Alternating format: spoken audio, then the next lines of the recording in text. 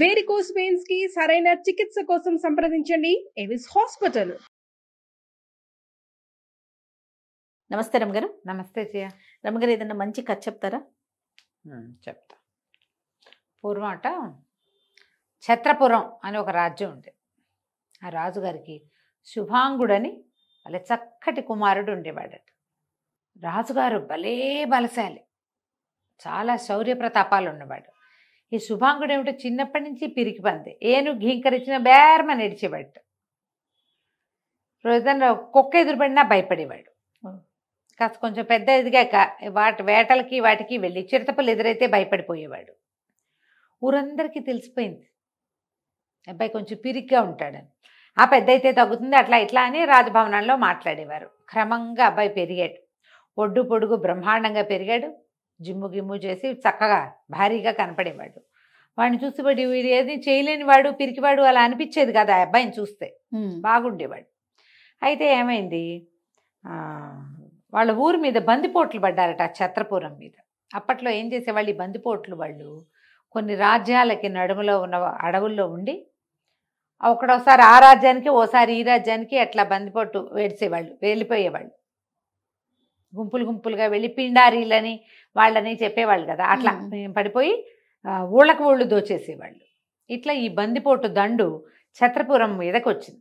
వచ్చేసరికల్లా ఆ రాజుగారు అన్నాడు కొడుకుని, బాబు వెళ్ళి వాళ్ళని నడిచి రావాలి నువ్వు అనేసరికల్లా, ఇవన్నీ నాతోని కాదు, నేను చేయను అన్నట్టు. నేను చేయలేను, నాకేమైనా దెబ్బలు తగిలితే, అయ్యో నాకేమైనా అయితే నేను వెళ్ళను, నాకు భయం. అలాంటివన్నీ కొట్లాట్లు గిట్లాట్లు నా వల్ల కాదు. ఇక్కడ కూర్చొని ఏమైనా చేయమంటే చేస్తా. కూర్చుని చేసేదేముంది, రాచరికం. రాచరికం అంటే కూర్చుని చేసేదే కాదు కదా, అది ఉంది కానీ అదే కాదు. ఇట అవసరం వచ్చినప్పుడు వాడు వెళ్ళాలి కదా.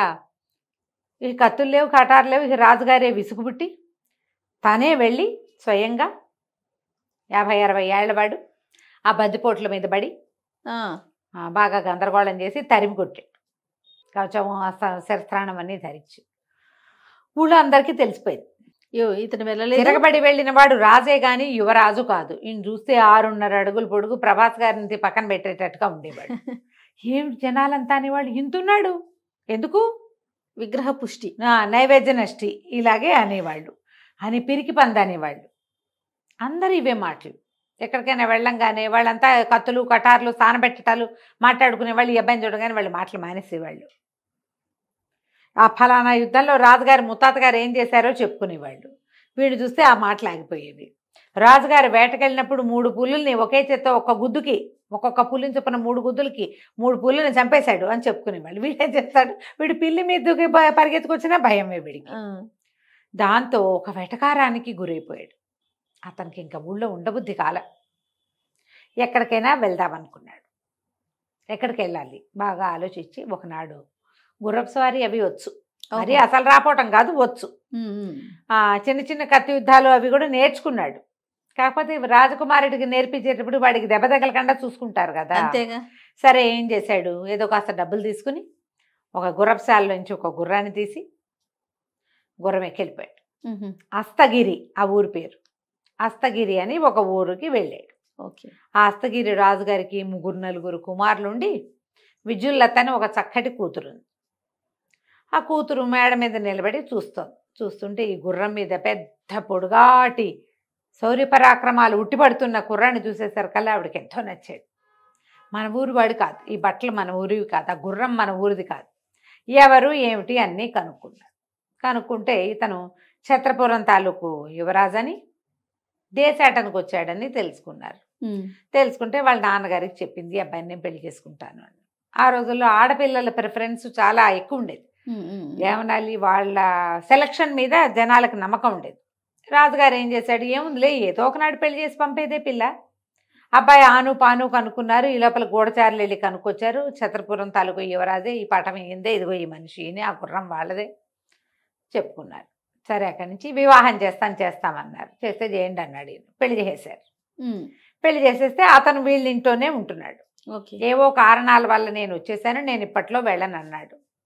ఎప్పుడో వెళ్తాడు, వెళ్ళినప్పుడు అన్నాళ్ళు మన దగ్గర ఉంటాడు అని చెప్పి ఉంచుకున్నారు. రోజులు గడిచినాయి. ఇప్పుడు ఛత్రపురి మీద పడిన బందిపోటు ఇప్పుడు అస్తగిరి మీద పడింది. ఓహో. పడేసరికల్లా ఈ రాజకుమార్తె ఏమంది, ఈ అబ్బాయి మంచి శౌర్య ప్రతాపశాలిగా కనపడుతున్నాడు కదా, వాడు నడుస్తుంటే వీరత్వం సూరత్వం కారిపోతోంది.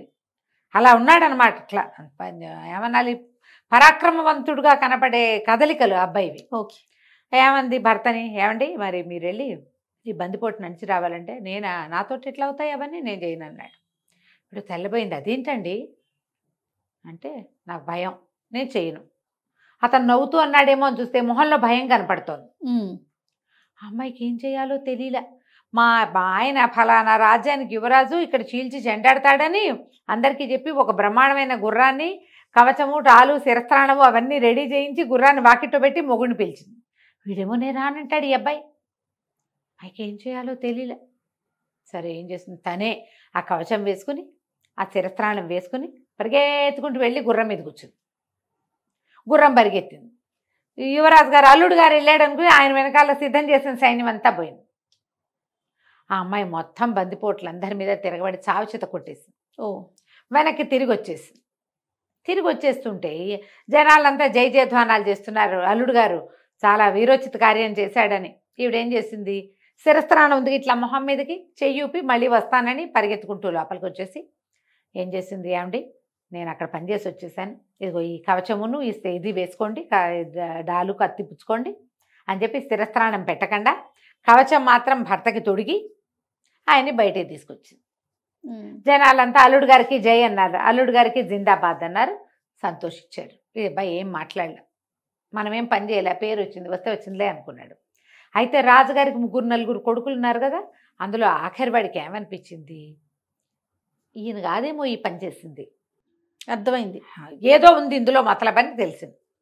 పెద్దవాడికి చెప్పాడు, అన్నయ్య బావగారు ఇంత పని చేస్తారనిపించదు, ఆయన పెద్దగా ఆయన వెళ్ళినట్టు అనిపించలే, ఆయన లోపలే ఉన్నట్టున్నాడు, ఇంకోటి ఏదో జరిగింది ఇక్కడ మతలబు అన్నాడు. అనేసరికి పెద్ద ఆయన అన్నాడు, చిచ్చి అట్లా ఎందుకంటావు, చెల్లాయే కవచవాళ్ళు అవి తొడిగి పంపించింది నాకు తెలుసు కదా, అలా ఏం లేదు, నువ్వు ఊరుకోమన్నా. సరిగ్గా 2 నెలల తర్వాత మళ్ళీ వచ్చారు బందిపోట్లు. ఈ యువరాణి ఏం చేసింది, మళ్ళీ భర్తను బతిమలాడి ఏం లాభం లేదనుకుని తనే పరిగెత్తుకుంటూ మళ్ళీ గుర్రం ఎక్కి మళ్ళీ వెళ్ళొచ్చింది, యుద్ధం చేసి వచ్చింది. అమ్మాయి మంచి గట్టిది, వీటిని కూడా పడతాయి. అతని పర్సనాలిటీ చూసి ప్రతాపవంతుడు అనుకుంది, అమ్మాయి కర్మకి అలాగ అయిపోయింది. ఏం చేస్తుంది, సరే ఏం చేసింది, తిరిగి వచ్చేస్తుంటే ఈ చిన్న రాకుమారుడు ఉన్నాడు కదా ఆఖరివాడు, వాడికి ముందు నుంచే డౌట్ కదా, ఏం చేశాడు, ఈ వాకిట్లోనే నిలబెట్టి ఆ శిరస్త్రాణం తీయకముందే చేతిలో ఉన్న ఒక ఇనప పుల్లతోటి అక్కయ్య కాలికి గాయం చేశాడు. ఈ అమ్మాయి ఆ నెత్తురోడుతూ గబగబా లోపలికి వెళ్ళిపోయి భర్తకి కవచం అన్నీ తగిలించి బల్లెం పెట్టి ఒక పోటు పొడిచింది కాలు మీద. సేమ్ ఆయన లబో అదేబో మన కేకలు పెట్టాడు, ఏడుపు మొహం పడిపోయింది, నెత్తురు చూస్తే ఓర్చుకోలేడు. ఏమంది, ఇక ఆయన లేకపోతే మీరు పట్టుపడిపోతారు, జనాలకు కనపడరండి అది. బయటికి వెళ్ళేసరికల్లా కాలు మీద నెత్తురు ఓడుతూ వచ్చాడుగా, చిన్న రాకుమారుడు ఏం అనలేకపోయాడు, తను చేసిందే గాయం. తను ఇందాక చెప్పులు ఉండగా చేశాడు, చెప్పులు తీసాక గాయం పెద్దగా కనపడుతుంది, వాడు ఇంత ఎనపొల్ల పెట్టి పొడితే ఈవిడ బల్లెం పెట్టి పొడిచింది, సరిగ్గా అక్కడే పొడిచింది, తనకి ఎక్కడ తగిలిందో అక్కడ పొడిచింది. ఏం చేయాలో తెలియలే. అలాగే రోజులు గడిచినాయి. ఈ అమ్మాయి పాపం ఆ భర్తతోటి అలాగే ఉండేది, అన్నీ బాగానే ఉన్నాయి, ఇదొకటే తలకాయ నొప్పి. కొద్ది రోజులకి ఏమైంది, శత్రురాజులు ఎవరో దండయాత్రకు వచ్చారు. వచ్చేసరికల్లా మళ్ళీ భర్త భార్య ఒక చోట కలిశారు. భార్య చెప్పింది, ఏమండి శత్రువులు వచ్చారు, ఈసారి మీరు యుద్ధానికి వెళ్ళక తప్పదంటే అంటే, అవన్నీ నా వల్ల కాదు, బతుకుంటే బలిసాగు తినచ్చు, నేను మాత్రం ఈ పని చేయను అన్నాడు అతను. అయితే ఇప్పుడు ఇదివరకట్లాగా ఇప్పుడు తప్పించుకోలేమండి, చెడ్డ పేరు, ఓ పని చేద్దాము, మీరేం చేస్తారు, రెడీ అయిపోండి, గుర్రం మీద కూర్చోండి, గుర్రం వెళ్ళిపోతుంది, మీరేం చేస్తారు, ముందుకెళ్ళాక పెద్ద చెరువు ఉంది కదా నల్ల చెరువు, ఆ పక్కన దాక్కోండి, నేను కొంచెం వెనక్గా బయలుదేరమని చెప్తా సైన్యాలకి, నేను అక్కడికి వచ్చి కలిసి అక్కడి నుంచి నేను వెళ్తా, చెరువు దగ్గర ఉండండి అని చెప్పింది. సరే భర్తకి చక్కగా కవచం వేసేసింది, శిరస్త్రాణం పెట్టింది, కత్తి డాలు విల్లు గిల్లు అన్నీ ఇచ్చింది, తీసుకొచ్చి గుర్రం మీద కూర్చోబెట్టింది. గుర్రం ఎక్కి కూర్చోగానే ఏం చేసింది, ఆ పక్కనున్న చెర్నాకోలు తీసి గుర్రం వెనక్కాళ్ళ మీద గట్టిగా కొట్టేసింది. కొట్టేసరికి ఒక్క దెబ్బ తగిలితే, కంచి దెబ్బ తగిలితే ఊరుకుంటాయి, చెర్నాకోలు అంటే కంచి అంటారు, గుర్రాన్ని కొట్టేది పేంబెత్తమో ఏదో ఇట్లా కొస ఉంటుంది కొద్దిగా, దానికి తగిలిన దెబ్బకి గుర్రం ఆకమేఘాల మీద పరిగెత్తేసింది. ఎప్పుడైతే గుర్రం అంత ఉద్రేకంగా పరిగెత్తిందో ఈ మొత్తం సైన్యం నుంచుందిగా వాళ్ళందరూ ఆయన వెనకాల పడి వచ్చేసారు. ఈ గుర్రం ఎక్కడా ఆక్కండా శత్రు సైన్యాల శిబిరాల దగ్గరికి వెళ్ళిపోయింది. ఎక్కడ ఆగడానికి పక్కకి దాక్కోవడానికి అవకాశమే లేకపోయింది. ఓకే. ఈ వెనకాలన్న గుంపంతా వచ్చేసారు. ఇతను ఇలా ముందుకెళ్ళేసరికల్లా వాళ్ళలో కొంతమంది ముందుకొచ్చారు. పరమ పిరికి పందగా పేరు పొందినటువంటి శుభాంగుడు కత్తి తీసి ఎడాపెడా యుద్ధం చేశాడు. ఎందుకంటే చచ్చిపోతాడు లేకపోతే. ఎంత వీర లెవెల్లో యుద్ధం చేశాడంటే మామూలుగా జరగల అది. అసలు ఎక్కడ చూసినా అల్లుడు గారే ఉన్నాడు కత్తి తిప్పుకుంటూ. సాయంత్రానికి సగం మందిని మూతకోత కోసేశారు వీళ్ళు. వీళ్ళకే విజయం దొరికింది. ఓకే. విజయం లభించింది. అల్లుడు గారికి జై అన్నారు, జిందాబాద్ అన్నారు. ఛత్రపుర యువరాజుకి జిందాబాద్ అన్నారు. జనాలు అల్లుడిని మోసుకొచ్చారు. ఆ తర్వాత ఆయన ఎన్ని యుద్ధాల్లోనూ పాల్గొన్నాడు. భయం అతనికి ఆ ఫేస్ చేయటమే భయం. అది సహజంగా భయస్తుడు అంతే తప్ప అక్కడ దాకా వెళ్తే చేసేస్తాడు. అందరు అంతేగా ఉంటారు. నా భయం నా భయం అంటారు. నెత్తి మీద పడితే ఏం చేస్తారు? నాకు భయం అని చేతులు పడుతూ కూర్చోలేడు కదా. కత్తి యుద్ధం వచ్చింది అసలు అంతే. కాబట్టి ఎవరినైనా సరే మనం యుద్ధం చేయించాలంటే, ఏదైనా చేయించాలంటే వాడిని తీసుకెళ్ళి అక్కడ నుంచోబెట్టేయాలి, తోసేసేయాలి. అక్కడికి తోసేస్తే వచ్చేస్తుంది. అన్ని చోట్ల కాదండి, గోతుల్లోని పాటలలో ఉంటాయి. ఈత రాని వాళ్ళని నీళ్ళలో తోయకూడదు, అది కాదు. అమ్మో, పరిస్థితుల్లోకి వెళ్ళాలి. ఇప్పుడు మాకేం చేత కాదు అనుకుంటారు పిల్లాడు, మరీ అమాయకుడు అనుకుంటారు. సంసారంలో పడితే కొన్ని వాడికే వస్తాయి. ఈ అబ్బాయి కూడా శుభాంగుడికి అలాగే వచ్చింది. అంతే కదా. ఇంతకంటే ఎక్కువ సాహస కార్యాలు చేయబోకండి. కథ కంచికి మనం ఇంటికి. నమస్తే రమ్మగారు. నమస్తే.